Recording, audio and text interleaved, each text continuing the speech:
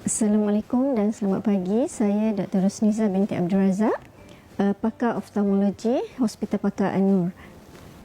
Sempena bulan Ogos, sebagaimana yang kita tahu, bulan Ogos adalah bulan Children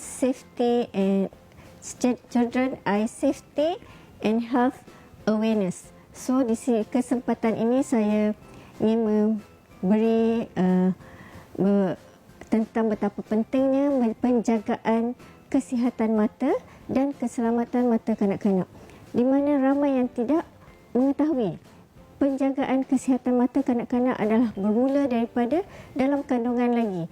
Setelah dilahirkan, kita perlu mengadakan screening untuk bayi-bayi yang dilahirkan ini untuk melihat kesihatan mata bayi adalah baik ataupun tidak.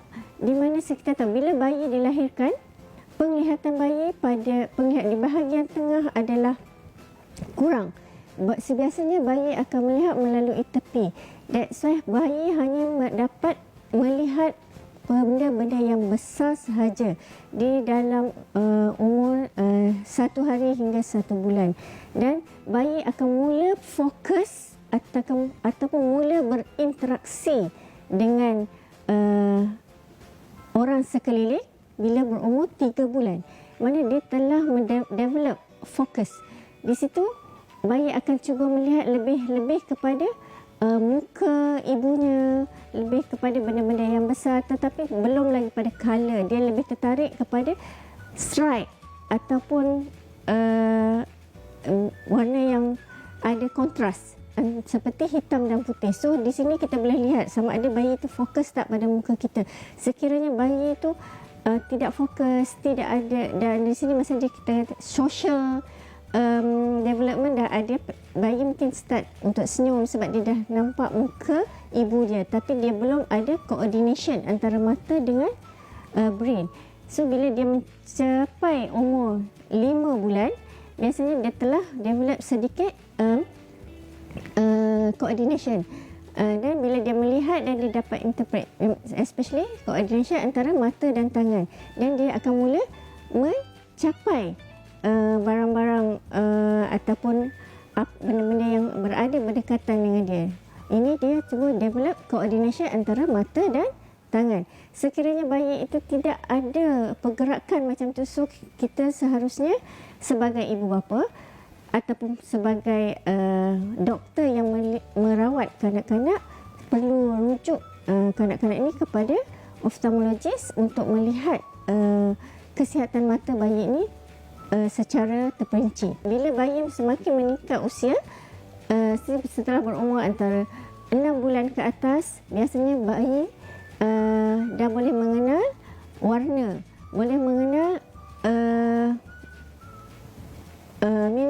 barang-barang yang besar. Berumur 1 tahun ke atas, dia start develop untuk melihat kita panggil 3D maksudnya dia boleh agak, sebab 3D penting untuk melihat berapa jauh sesuatu benda dengan daripada bayi tersebut. So dia boleh agak. So kita boleh lihat kalau bayi itu tidak macam lambat untuk melihat sesuatu movie ke apa, kita nampak movie tu 3D lambat, so mungkin bayi tu ada masalah penglihatan. Itu dari segi kesihatan mata. Tapi keselamatan, apa yang dimaksudkan daripada keselamatan mata?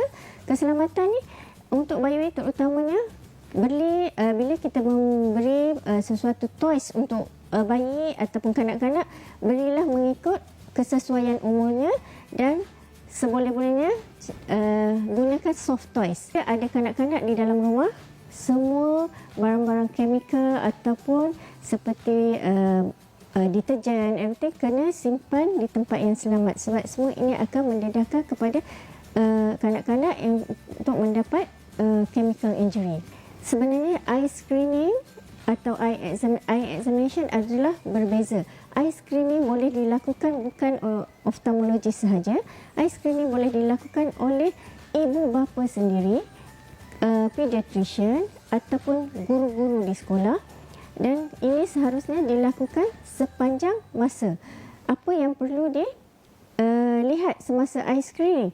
Satu, melihat yang biasa dan jelas dan ibu bapa akan perasan bila kanak-kanak ini komplain ataupun mengadu sakit kepala, mata tak jelas. Itu secara terang-terang kanak-kanak itu memberi simptom kepada ibu bapa. So dia boleh realise yang kanak-kanak ini adalah ada mengalami masalah mata. Tapi yang kurang jelas ini agak susah. Seperti kanak-kanak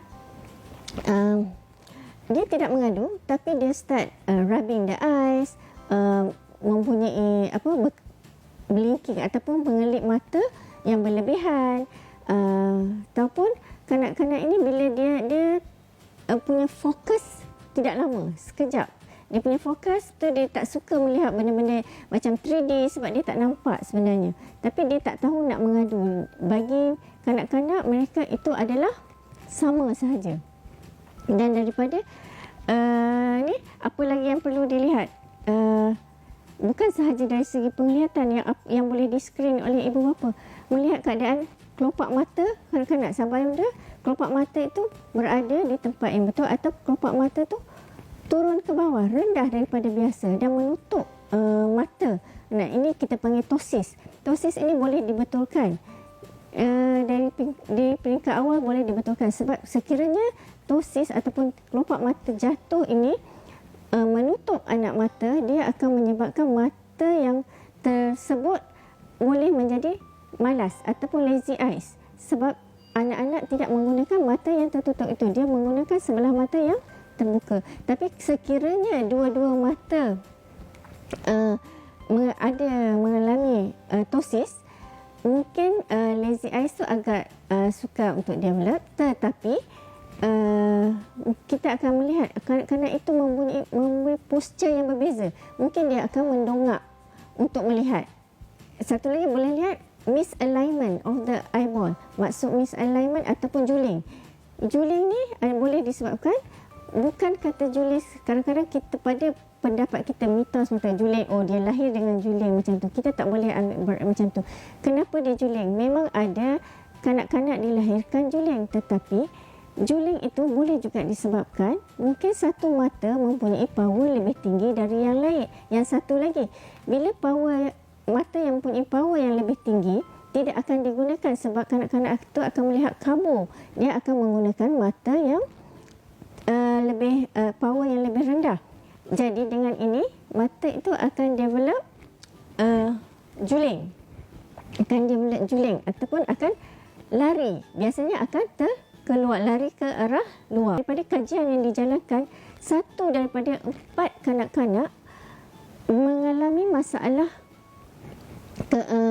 kesihatan mata dan 60% daripada kanak-kanak yang mengalami masalah pembelajaran adalah disebabkan oleh masalah mata yang tidak dikesan dari awal. Dan 70% ataupun 70% daripada kanak-kanak yang ketinggalan yang ni pun mempunyai masalah mata, dan sebagaimana yang kita tahu 80% daripada informasi ataupun apa-apa yang kita beri pada kanak-kanak ataupun mengajar kanak-kanak di dalam kelas adalah diterima melalui visual. So kalau 80% daripada visual, kalau kanak-kanak tu tak nampak, so that's why lah dia menjadi slow learner, susah nak belajar, tak fokus dalam kelas because dia tak nampak dan dia tak tahu apa yang dia ajar. Dan di sini saya menyeru semua ibu bapa, semua guru-guru dan juga pediatrician ataupun general doktor untuk sama-sama screen masalah mata kanak-kanak, dan sekiranya perlu dirujuk untuk pemeriksaan lanjut oleh oftalmologis. Dan kanak-kanak ni sepatutnya setiap kanak-kanak diberi peluang untuk menjalani pemeriksaan mata seawal umur 6 bulan untuk melihat sekiranya ada apa-apa masalah.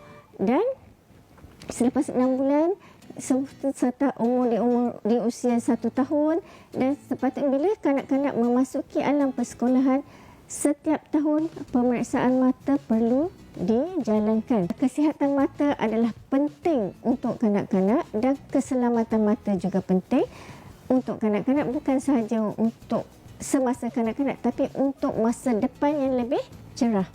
Okey, sekian. Terima kasih. Assalamualaikum.